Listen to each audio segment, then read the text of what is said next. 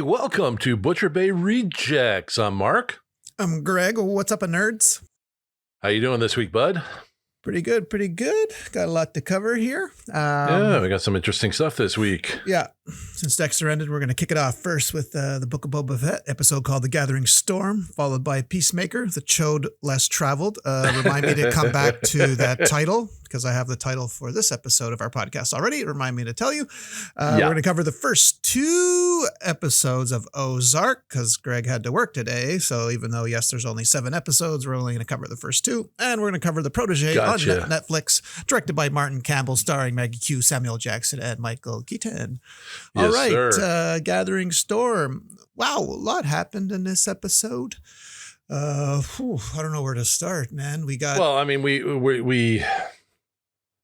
bridged that last gap between this and The Mandalorian. Well, right? Did you catch the musical cues to The Mandalorian, that distinctive music? I did not. I was reminded of it. And I did. I caught right away. So obviously, either next episode or another one, he is coming back, which makes sense, right? Yeah. They both film on the same set.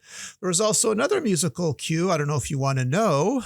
There's rumor. This is not fact, but there's another cool rumor, and God, I hope it's true, that they used a musical note from another Star Wars movie. Do you want to know, or do you not? Oh, of course I want to know. I mean, remember the movie Solo, and Emilia Clarke was playing Kira. Well, they played part of that music, Kira's music, in this episode. And again, that's just conjecture. We know Mandalorian will show up, but the other one is God, but I hope it's true, man.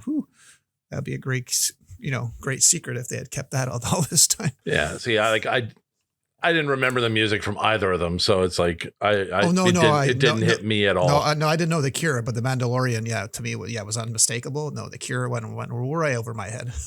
Yeah. So we got Black Chrysanthemum is working for Boba. I kind of saw that coming. Which is awesome. Yeah. We kind of saw that he coming. Could have asked him when he let him free, but I guess he let him get drunk. But that whole scene with Jennifer Beals, I mean, she almost had me convinced, like, you know what? I'm not going to rip off this guy's arm. And after an impassioned plea, he's like, nah. I think I'll rip it off. Shot. Yeah. It's worth a shot. After he had a few shots there.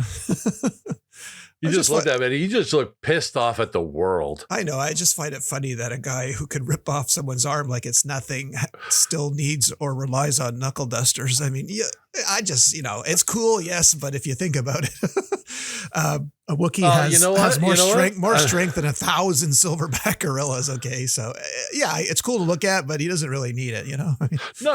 But he just might like it.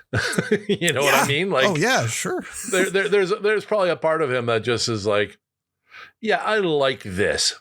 Boom. Yeah. Like I look cool, dude. You're a 7 foot tall black Wookiee. You look cool anyway. Okay. By definition, you're cool. Okay. Oh yeah, no. I mean, I like this character. I think this is going to be an interesting. There hasn't been a character like Chewbacca. Since the beginning. Chewbacca never had that menacing, mean look in the eyes. Look at the eyes of this Wookiee. He was always kind of like how feral he is. I mean, my God, that's what a Wookiee. You want to see a Wookiee like that, right? I mean, yeah. Jesus. He's ready to rip the world apart. That actor is already doing a signing. Someone today on Star Wars Autograph Universe just posted. Oh, and have you found out who it is? It is apparently. Yeah, I think this episode they put the name. Yeah, it's the guy they were suspecting, Carrie Jones, I believe, who does. He's actually a makeup artist and special effects guy. He works on Walking Dead. Like he makes the creatures. So and he just happens to be tall and big. Well, he does a fine job for me. I mean, shit. Where's that action figure, right? Oh, it's coming. I just can imagine now the Star Wars Black series. You know how beautiful the Black series are. You've seen them. Oh my God, the detail. Yeah, I haven't collected any of the stuff from Star Wars in a long time. Like I haven't bought any of the new ones. This one I might get. Oh, I can just see the little knuckle dusters in the plastic next to his hand. You know what I mean? Like as an accessory, how they do with some, like the bow staff. I don't know. Are the Star Wars characters are articulated? Like they're you can move them, pose them. Yeah. Yeah. Oh yeah. Okay. Yeah. It's not Yeah, like the original. Just No, the Mandalorian Black Series is beautiful. Then they made a chrome version, which is even really? nicer. Oh God, yeah. Oh, nice. Okay, this one might be worth it. This one might be worth it because for me, it's all about the articulation, right? I got to be able to pose them and. Yeah. Me, it's all about the box it comes in and then not look at it again. Hey, what'd you think about him? Tell you what, I'll take the figure. You can take the box. Okay. What'd you think about Boba going back to the Sarlacc pit? I mean, I guess he couldn't remember the Jawas stole his armor off him, but he goes back to the Sarlacc pit. I like that, really tilting close. Right in there. Yeah, kind of looking down. Like, really? Can't see a thing. Don't these things have tentacles? And yeah, sure enough. But we got to see that cool seismic charge. I'm sorry, I'm still going to call it Slave One. Shoot me. The Slave One discharges there. Because if you remember, I think in, I don't know if it was Phantom Menace or whatever, he does. Yeah, he drops something and it just goes wonk. Seismic charge. So I think when he was after Obi-Wan, right? Yeah. If I remember correctly. Or Obi-Wan was chasing him or trying to. Yeah, exactly. Yeah. Pretty cool. Well, did you see how far that charge went? Like, how big is the Sarlacc? Somebody put a drawing on another site I follow. You can't share, so that's why I couldn't send it to you. They actually showed it, like how deep under the ground it goes, like very, very detailed. They look like a blueprints. I don't know where they got this information, but it was professionally done. Yeah, I just wasn't able to share it with you. It goes deep. Because I mean, a lot of you see all all the ground around start to crumble down, and then he goes down into there looking and comes out all sloppy and. Yeah, you'd think they would have put some kind of beacon or Apple tag on his armor so he could trace it. But whatever. Yeah, exactly. We need to get you into a Bacta tank. Yeah, so it looks like he's apparently healed now. The outside scars, anyway. Yeah, well, I guess that was it because we didn't know why he kept going in every night. Like, okay, was he that injured every time he gets jumped? And it's like, no, he was healing everything, including his moisturizing problem. Yeah, and then during one of his back to Tang flashbacks, we see when he comes across Fennec Shen, what happened in The Mandalorian, and they took it right from those flash charges. So you remember the flash charges?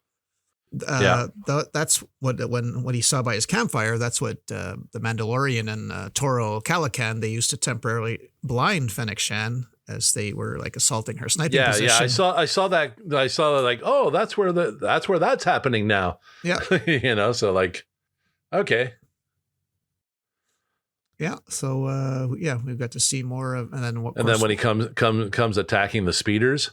Oh yeah, that was beautiful. Finally, that's a Boba Fett I know. It was reminiscent of the movie Tombstone with Wyatt Earp and his riders coming in on the cowboys. That's right. Yeah.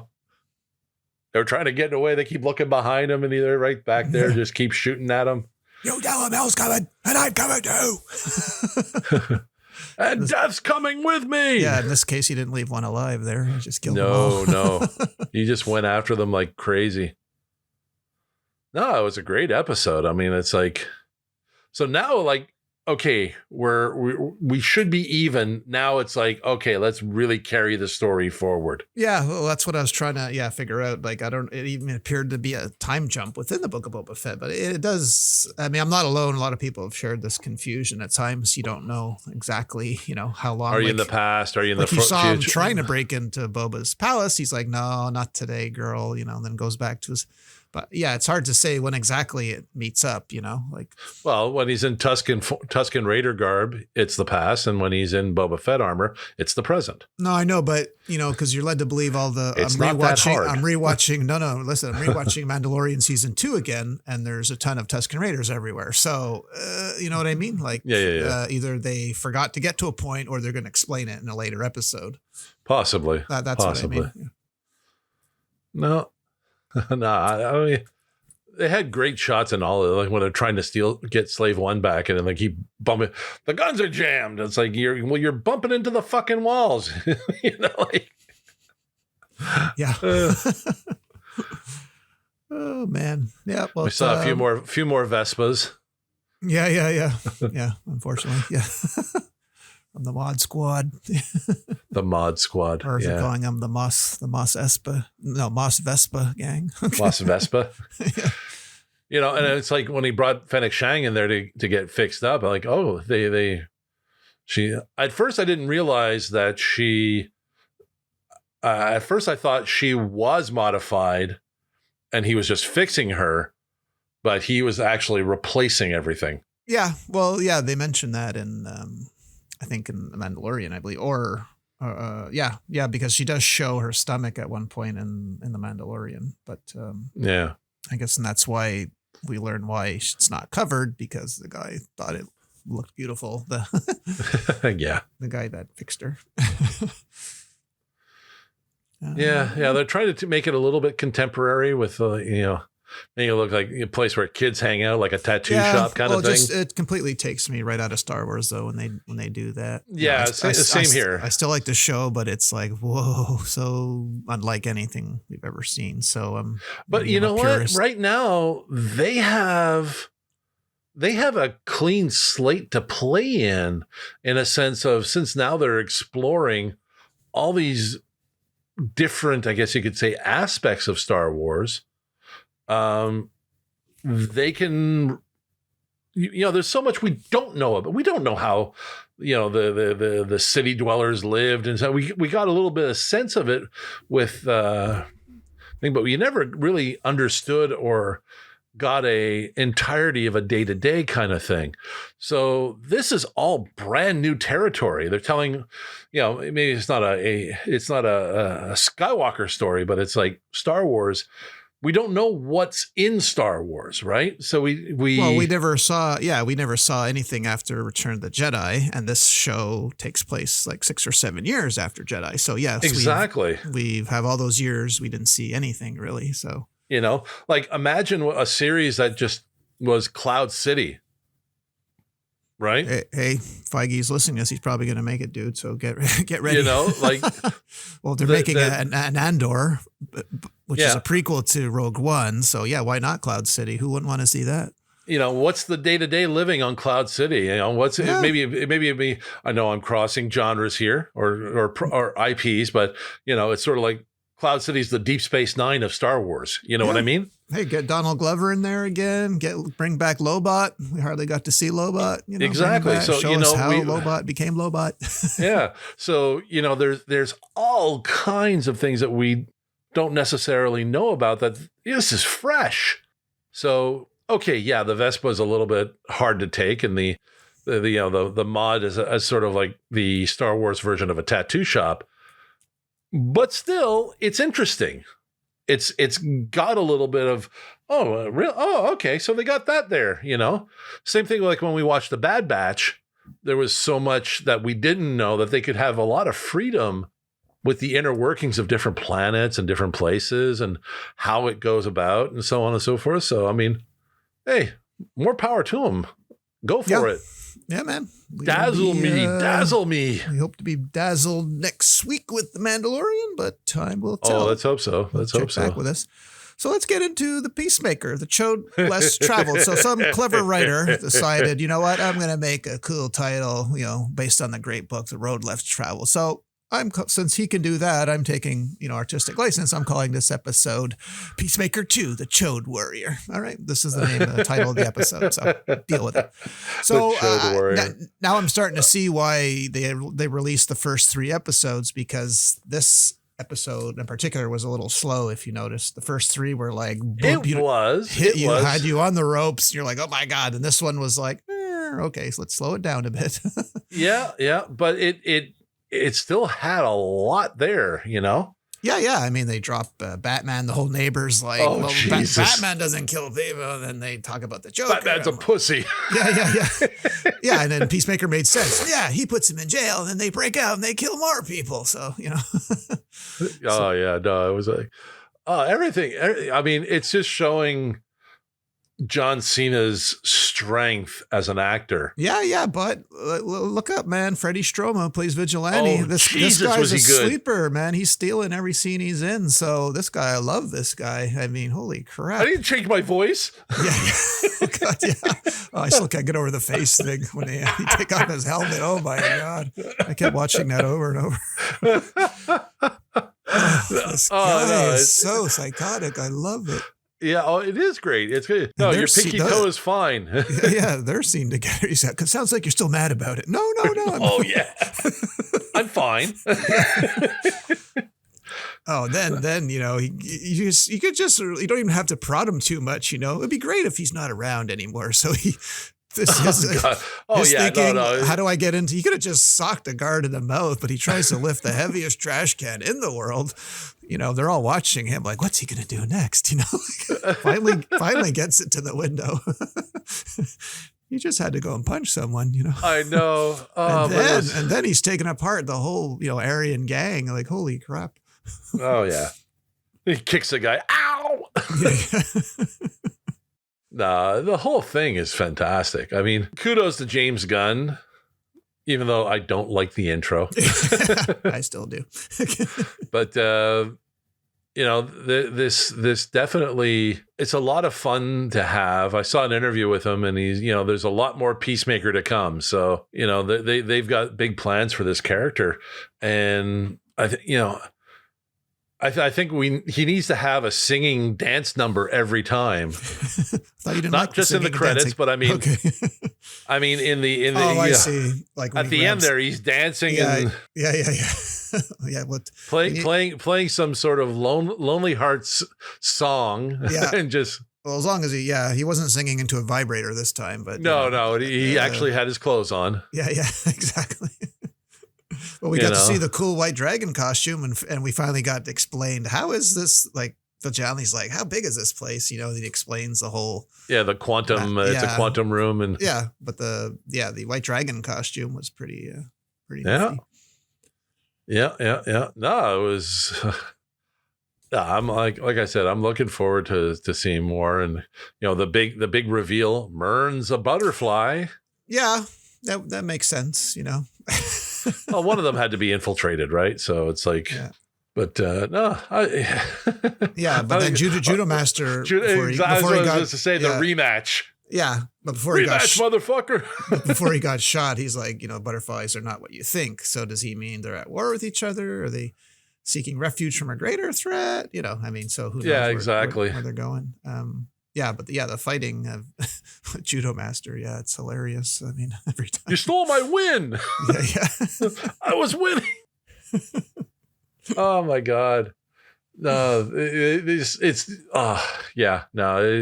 so much going on with this show, and it's all good, you know? Yeah. Even Hardcore giving Waller Jr. there a little bit of a pep talk there. Yeah.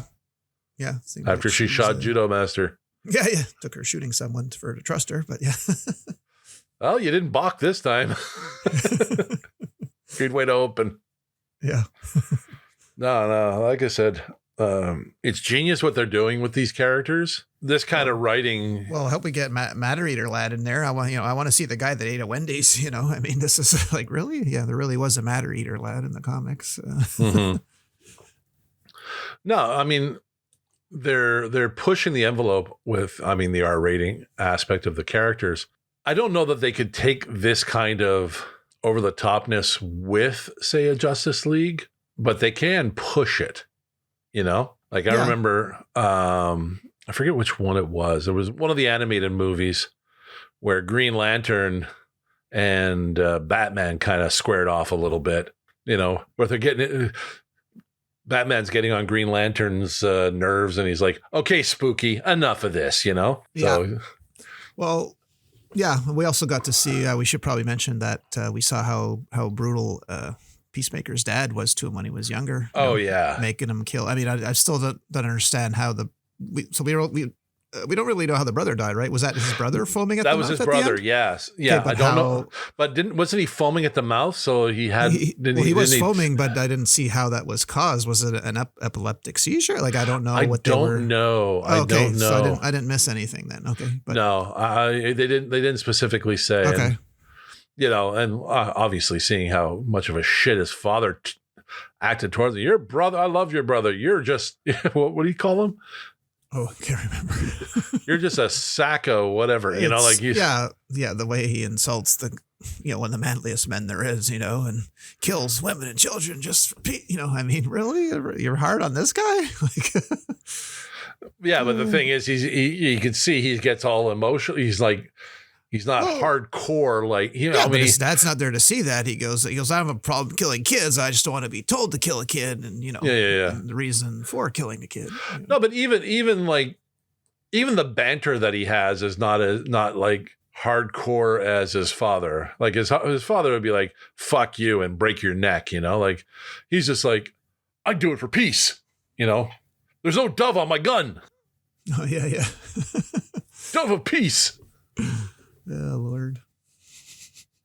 So no, I like as I say, like he's not wimpy or in any way, shape, or form, but he is emotional compared to his father, who's just stone cold, no emotion whatsoever. Yeah. In this day and age, they call him a toxic male. That's right. In more ways than one. Well. Speaking of toxic males, let's jump into Ozark. So you recently binged season 3. So for you, this is, I don't know, maybe not much of a shock, or it is, because just like in season from 2 to 3 of Lost in Space, we had a little growth spurt from the young kid in the family. And Marty's son, because it's been actually 2 years, but for you've just watched it. So, I mean, and the FBI agent is still pregnant after 2 years, which is longer than an elephant. But anyway, whatever. That's just semantics. But that was a pandemic and whatnot. But so it picks up. Well, it doesn't pick up 2 years later. It picks up like right after. How much did you see of the new? Yes.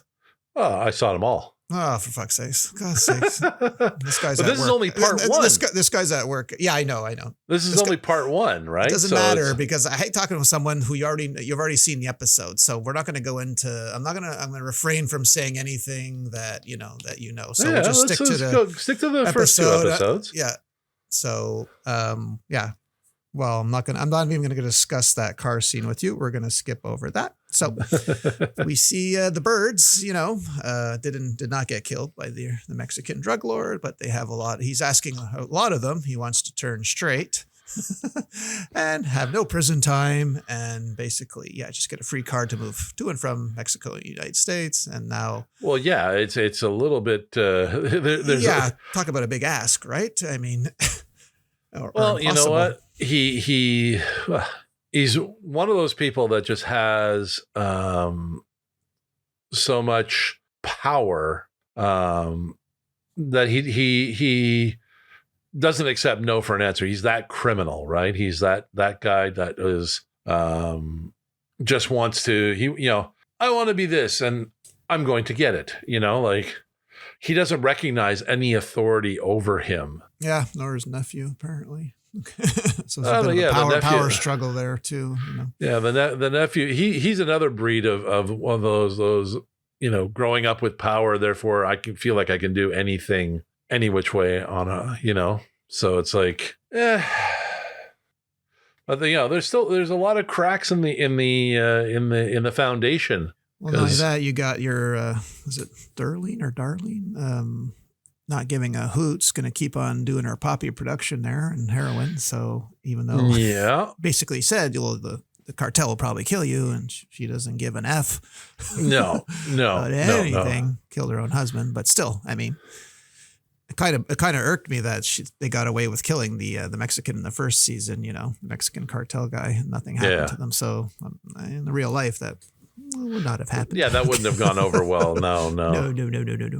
He's like, they'll just send us another Mexican, Yeah. Well, but even still, you got Ruth going out on her own. Yeah. And is it me, or does she just never look happy? No, she's not. But I love Julie Garner from the very beginning. I said this girl's going to win an Emmy, and she did for this role because she's amazing in this. Like she almost always looks like she's either going to start crying or chew your head off. Oh yeah. She doesn't take shit from anyone. Won't back down. You know, that's why I love her. She's stubborn, hard-headed, big-headed, you name it. But man, she's so compelling. You can't take your eyes off her. You know. Yeah. No. Get out of my way. Fuck you. You know, like.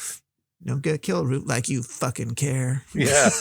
You know, like, really? Ease off the gas there, sweetheart, you know? Yeah. Oh, no, I love that woman. And then she basically employs Marty's kid there, like the cartel guy. Jonah's rebelling big time. What the cartel guy warned him in the beginning, you know, betrayal comes from within, you know, like, so your worst enemy is going to be someone really in your close circle. And the kid is a chip off Marty's old block. Marty's proud of it, even though he's trying to deny he's proud. Yeah. Money laundering at 14. I saw that too. Like, you know, it's like, he is? Made his own software to do it too, better than his dad's apparently. You know, well, I mean, going back to the party, the look on their faces, they're picking bits of brain out of their hair and shit. Yeah. Like I said, her head was blown up and then of course the nephew, the cartel guy, just shooting a sheriff like it's nothing, like, you know, and then stupidly. I took care of the problem. You didn't. You made more of a problem. Yeah, like, stupidly going back to the house to clean. Like, really? Why didn't you clean it from the? Oh God, yeah, sloppy writing like this just irks me. Well, I think they're trying to paint. They get caught by the other sheriff, you know, because she was tipped off by the PI, you know, like Lord. Yeah, this PI guy is like really starting to. This guy comes out of everywhere, and he's asking way too many questions. He doesn't know what he's up against, you know.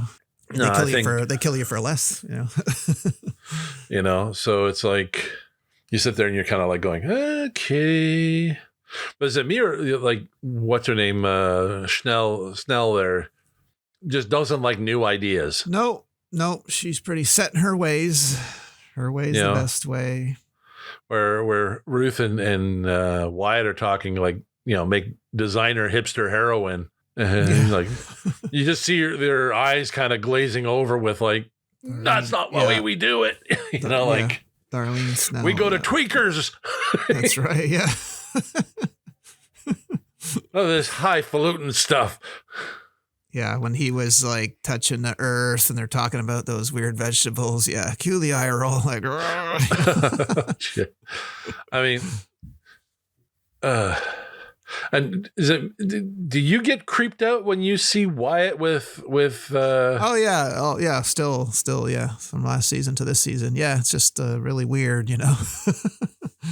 I mean, that talk about a serious wanting of attention, right? Like, you know, you got to be alone to really, you know, love that.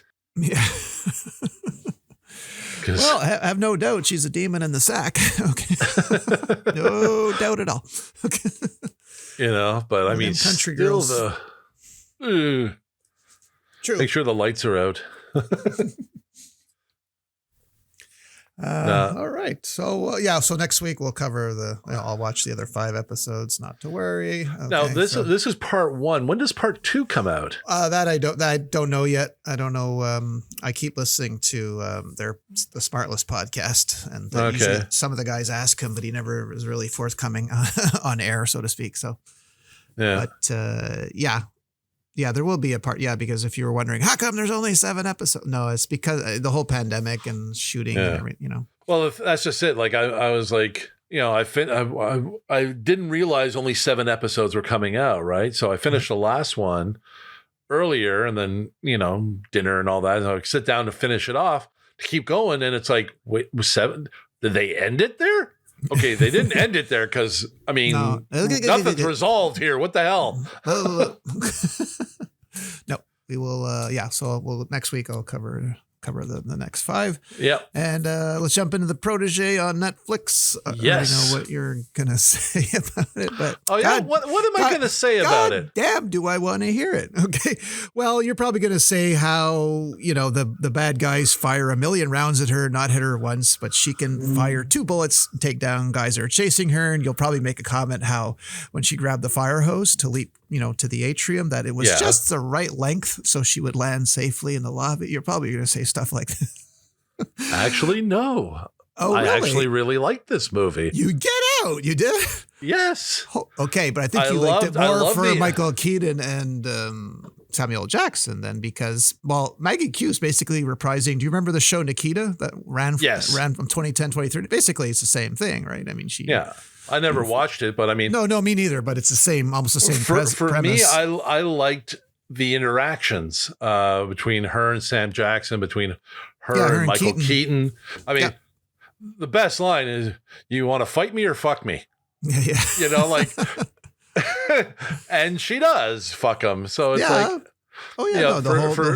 whole encounter in the rare bookshop, and he's quoting Poe to her. And, exactly. So to me, he found her, it was interesting. There was it was some very interesting writing. There was some very well thought out stuff. At first, you kept me guessing because I didn't know if he was sent by the bad guy or he was one of the good guys coming to help her find the bad guy. Oh, well, I guessed he was a bad one. I don't know. Well, he was. Maybe Michael Rembrandt. What a name.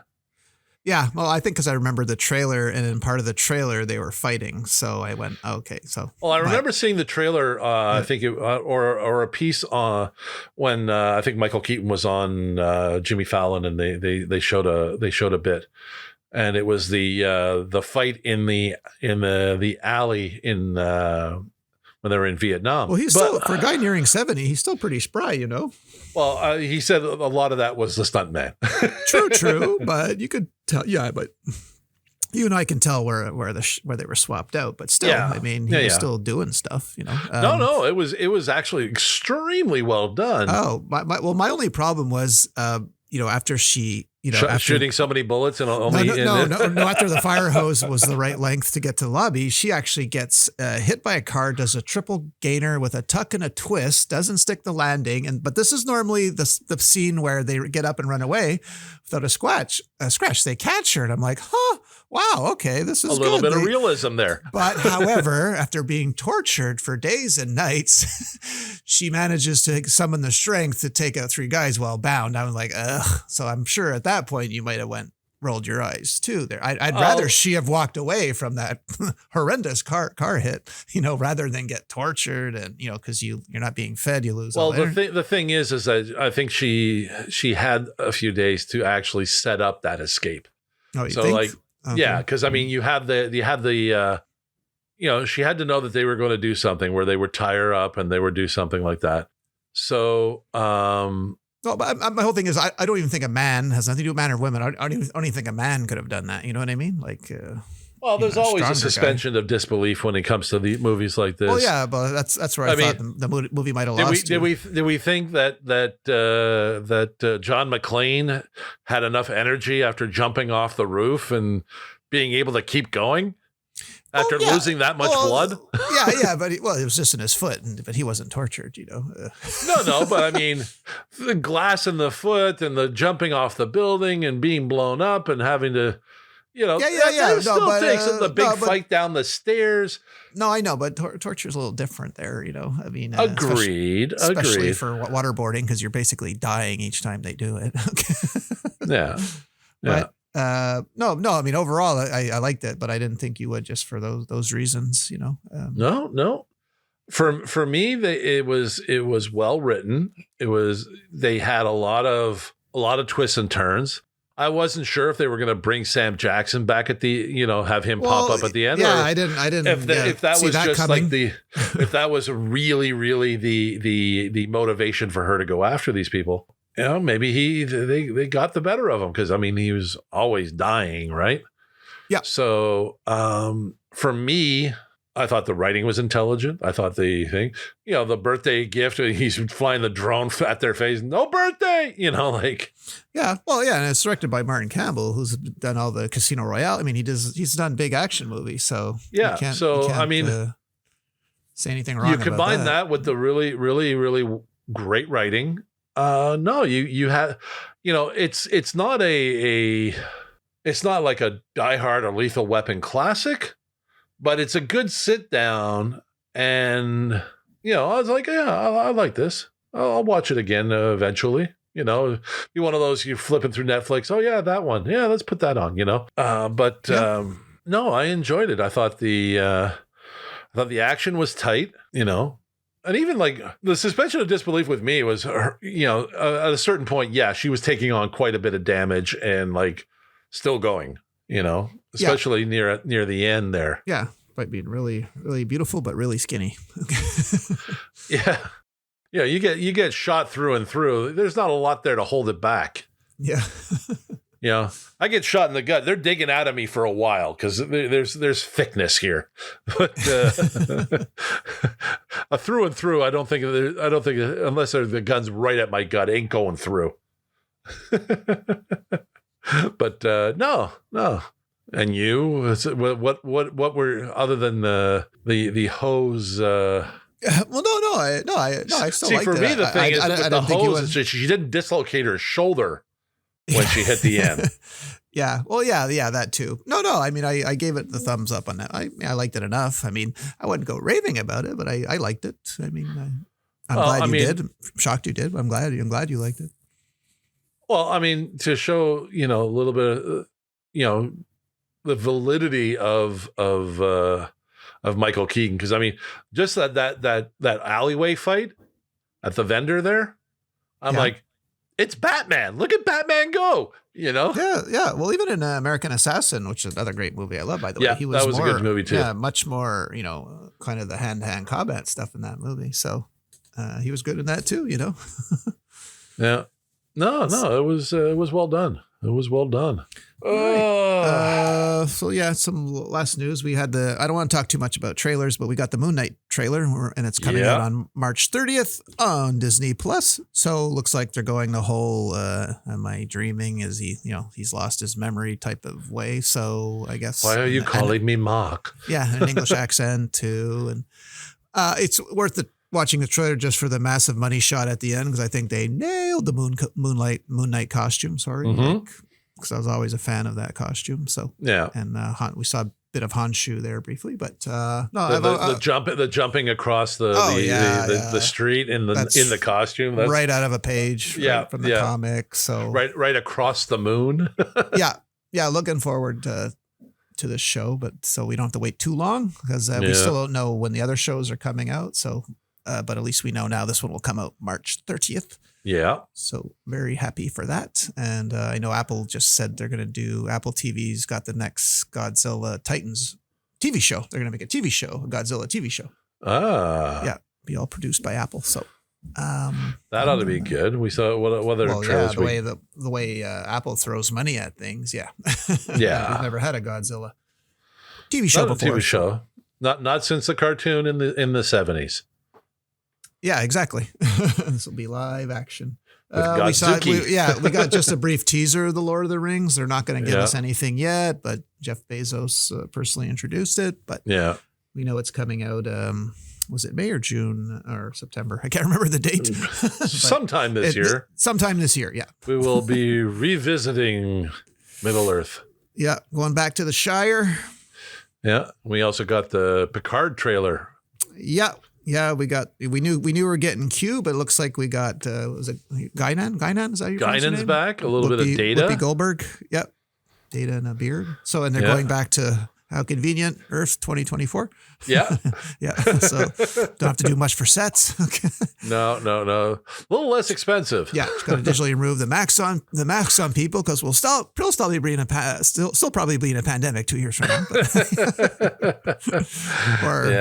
That's why they chose that year, because they think it'll be over. But yeah. No, I didn't watch much of Next Generation, but I remember one episode where Whoopi was featured, and it was something that Jean-Luc Picard had gone forward in time. She already knew it happened. He didn't. And then at the end of the episode, he like just walks up to her at the bar and he just smiles at her, like, So, I might have to rewatch that episode just to get into it. But that's coming out March. Was it March 3rd? I think Picard. March 3rd.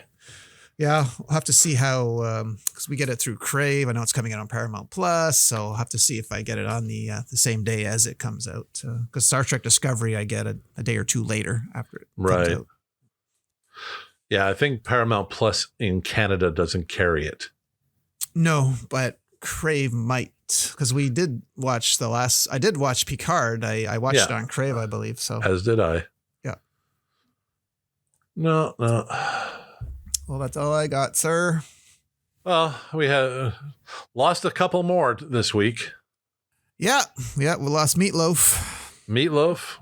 Rocky Horror Picture Show. He would do anything for love, but he won't wear a mask. Yeah, or vacuum. And Louis Paradise Anderson. By the Dash. Yeah, we just saw him in Coming to America 2. I mean, it was fairly recent. All of our icons are going. Yeah. No, I mean, Meatloaf was a man. He was huge back. Paradise by the Dashboard Light, Rocky Horror. I mean, people love the movie. I don't love it. Fight Club, but he had a pretty big role in Fight Club. Yeah, David Fincher there, but even Formula 51. Yeah, that's right. Yeah, that was Samuel L. Jackson and Ben Kenobi, right? What's his name? Ewan McGregor, I think. No, Ewan McGregor wasn't it. Robert Carlyle was in it. Oh, okay. Was this the one with Sam Jackson in a kilt? Yep. Okay, yeah. Sorry. I'm thinking of, like, he knew Ewan McGregor from Star Wars. He said, they asked him, why are you wearing a kilt? He goes, well, I saw Ewan McGregor wearing a kilt at the premiere of Star Wars Phantom Menace, and I thought I could pull that off. Yeah, that's why I thought Ewan McGregor was in the movie, but no, that's why Sam Jackson was in a kilt. I love that movie. I think that's a really smart movie. I've only seen it the one time, so I barely. And I think I was in Asia and I saw it on one of those cam copy quarter discs. Okay. No, a great line in that movie. Robert Carlyle goes, "Oh yeah, well shit happens." He goes, Sam Jackson. While he's chipping out off a barge into a river, it's like, no, shit doesn't happen. Shit takes planning. Shit takes effort. Shit just doesn't happen. It's like, yeah, sometimes you're sitting on the can for a while. Shit does take some effort. Yeah. Unless you've eaten Mexican, and then it's pretty effortless. But I love the combination of British humor and American humor in that movie. So that's just me. That is it, sir. I've got nothing else. That is it. That is all. Yes, sir. Okay. Oh, all right. The big wrap up. Yeah. We keep adding shit to this. Sorry. All right. So, social media. You can search for us on YouTube, Butcher Bay Rejects. You can find us on Twitter at Bay Rejects. You can find us on Facebook at Butcher Bay Rejects. Also at Butcher Bay Rejects for TikTok, as well as our website, www.butcherbayrejects.com. And of course, you can find us on all your social media platforms: Apple Podcasts, Google Podcasts, Spotify, iHeartRadio, Pandora, Alexa TuneIn, and Amazon Music. This has been Butcher Bay Rejects. I am Mark. I'm Greg. See you next week, nerds.